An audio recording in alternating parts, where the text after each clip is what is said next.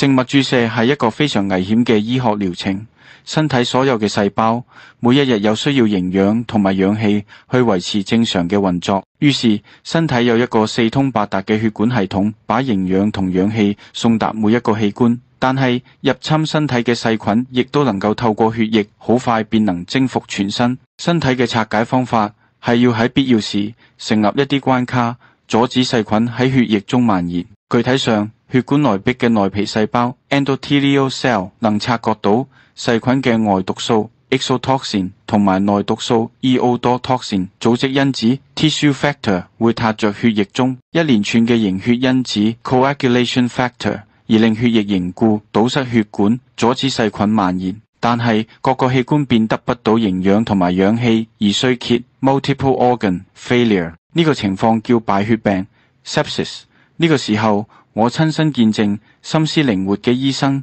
用洗腎機過濾有小血塊嘅血，但可能要霸住洗腎機24小時。公立醫院唔會容許，因為每日好多病人輪候洗腎。今次靜脈注射 NMN 而引出敗血病，因為醫生以為粉狀嘅 NMN 非常乾淨冇細菌，大錯特錯矣，病人結果枉死。